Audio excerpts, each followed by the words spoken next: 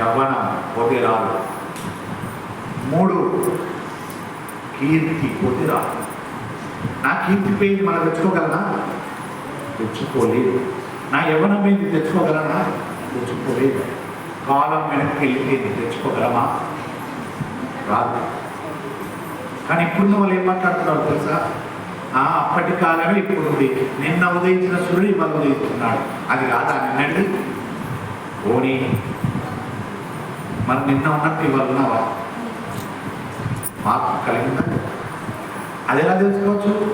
చిన్న వృక్షాన్ని నిన్న వెక్కారు మీరు. నిన్న 2 ఆకులే ఉన్నాయి, ఇవాళ 3 ఆకు వచ్చింది.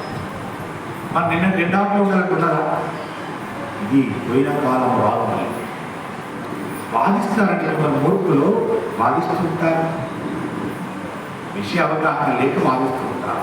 వాళ్ళని తప్పబట్ట దుఃఖో తెలుసా? మంచి సౌదయంతో చూస్తే వాళ్ళే మన గురువులు. మనల్ని నిలబెట్టడానికి పాపం వాళ్ళు తప్పు చేస్తున్నారు. మన జ్ఞానాన్ని బోధించడానికి వాళ్ళు తప్పు చేస్తున్నారు. మనల్ని సన్మార్గం నడిపించడానికి వాళ్ళు తప్పు చేస్తున్నారు. కాబట్టి నేనైతే వారికి నమస్కరిస్తాను. వారు ఉండబట్టే మనం ఇలా ఉన్నాం. చెడుతేనే కదా మంచి బాగుండేది.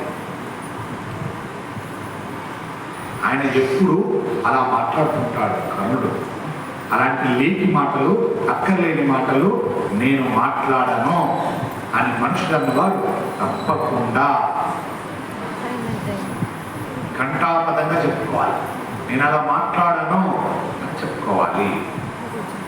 అందుకే మనల్ని మనం దిద్దుకోవటానికి మహాభారతం ఉపయోగపడాలి. కర్ణుడి తప్పును ఎంచడానికి మహాభారతం పనికొస్తే, కర్ణుడి దానశీలతను అర్థం చేసుకోవటానికి కూడా మహాభారతం పనికి రావాలి. ఇది మహాభారతం మనకు నేర్పుతుంది. కర్ణుడు చేసిన తప్పు మనం చేయవద్దని తెలుసుకోమని చెబుతుంది మహాభారతం. ఈ దోషమును తొలగించి మనిషిగా బ్రతికి పెద్దలను గౌరవించి మాట్లాడడం నేర్చుకుంటే లోకమంతా ఎంతో వినయంగా ఉంటుంది. మనల్ని 10 మంది చూసి సౌమ్యుడండి ఎంత మృదుగా మాట్లాడతాడు అని మన కీర్తిని చెప్పుకోవాలి.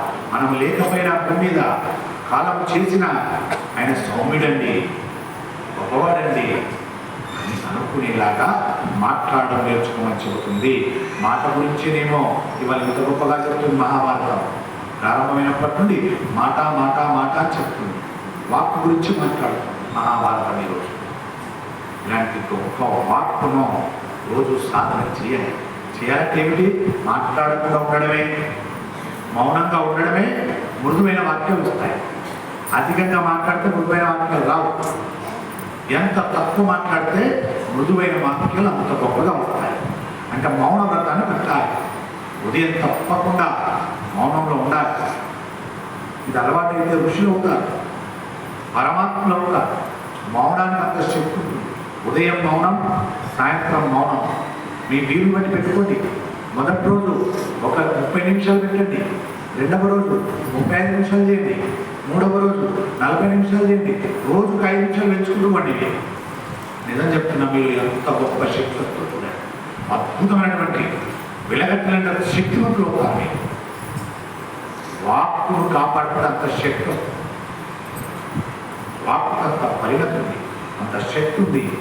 అలాంటి వాక్కును ఇష్టం వచ్చిన రీతిలో, ఇష్టం వచ్చినట్టుగా మాట్లాడి నీకున్న గౌరవాన్ని పోగొట్టుకోవడం జరుగుతుంది.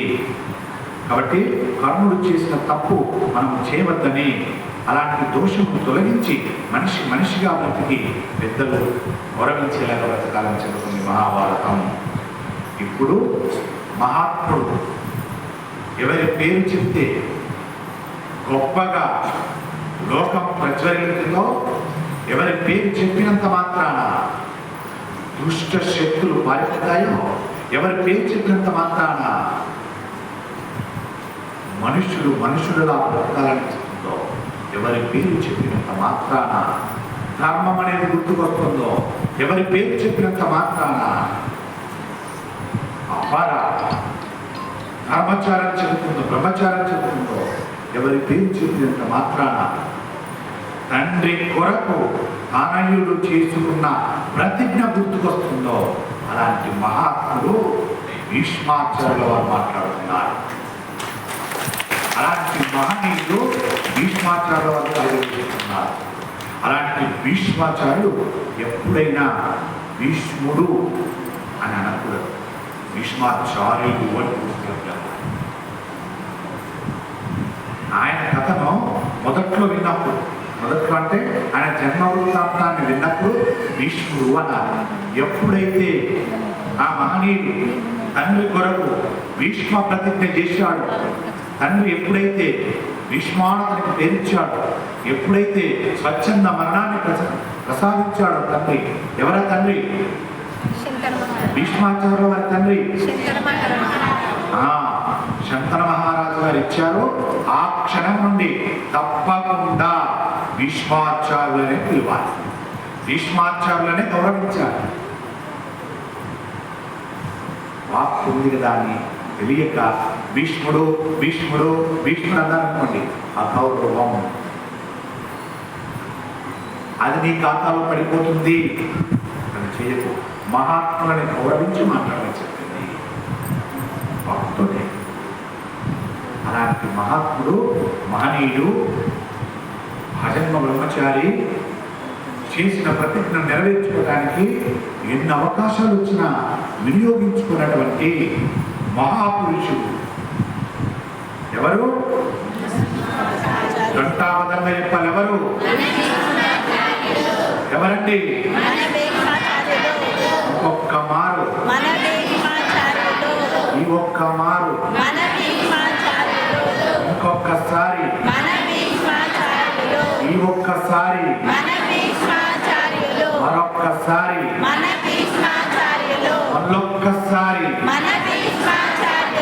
ఇంకొక్కసారి, ఒక్కసారి శుభం భూయాత్. అలాంటి మహాత్ముని రోజు తెలవాలి.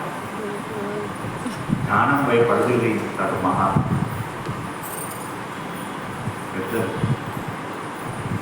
అలాంటి మహాత్ములను ఇలా కలిసింది ఈ సభ. భీష్ముని యొక్క అనుగ్రహం ఈ మహాభారత సభపై పరిపూర్ణంగా ఏర్పడ్డది ఇప్పుడు ఈ సమయాన. కాబట్టి భీష్ముడు జోక్యం చేసుకున్నాడు, భీష్మాచార్యుల వారు జోక్యం చేసుకున్నాడు.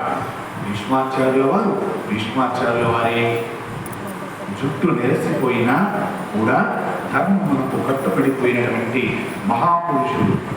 ఆ మహాత్ముడు భీష్మాచార్యుల వారు అంటున్నాడు. ద్రోణాచార్యుల వారు యథార్థం మాట్లాడాడు, అశ్వత్థామ యథార్థం మాట్లాడాడు, కృతుడు యథార్థంగా మాట్లాడాడు, కృపాచార్యుల వారు